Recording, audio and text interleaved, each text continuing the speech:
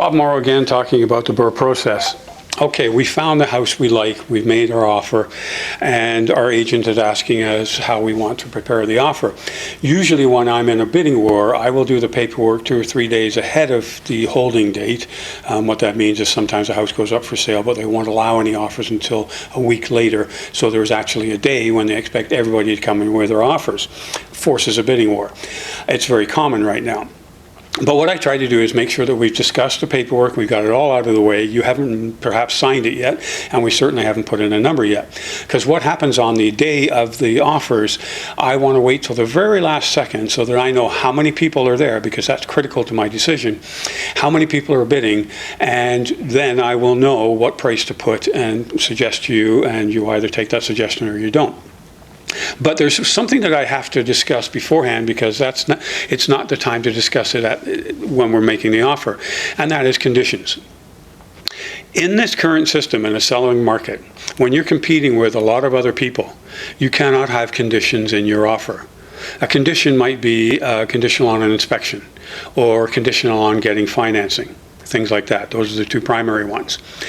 I know that your mortgage broker is going to tell you that you should really have to put in that 5 to 7 days for financing, just so they can shore it up and make sure that they can get the lender. I'm telling you that if you do that, you will never buy a house in a bidding war. You'll never get it. Your mortgage broker has given you a pre-approval. That means they know that you're financially stable and can do this.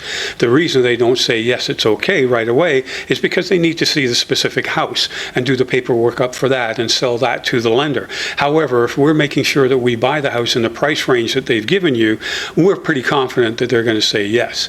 And you can phone them the night before and say, look, I'm going to do this and I'm not going to put the condition in. Am I okay? They're going to be reluctant to give you an answer, but if you push hard enough, and if you feel confident enough that everything is in place, then you need to lose that condition. Likewise with inspection. A lot of inspectors are useless, and I hope I don't have any annoy anybody with this one. But we are coming into a home, and we are in the lower level for sure, pretty much demolishing it. So whatever's here doesn't really matter. Inspectors tend to focus a lot on safety issues, banisters, are they there, this, that, and the other, which have no relevance to what we're doing, because this will probably go anyway. Things like the furnace and the water heater and the wiring and the plumbing, if your investor savvy realtor is any good, they can tell you a lot of that. No, we can't look behind the walls and see if there's a leak, but your inspector can't do that either. The only thing that can possibly go wrong might be a major thing, such as we have to dig down to change the pipe that's coming in, or there might be asbestos in the ceiling.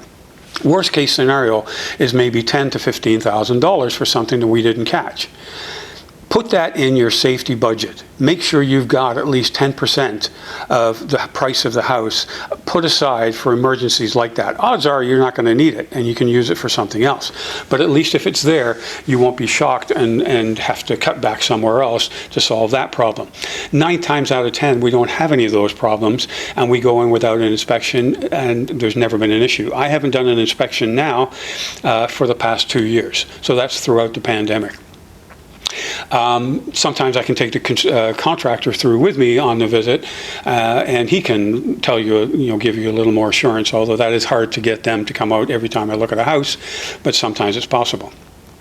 So more importantly, I think the biggest problem is with the mortgage brokers. They almost insist on having 7 days. Trust me, they don't need 7 days, and they often do it in 2 to 3. They're just asking for that to cover themselves, just in case something goes wrong.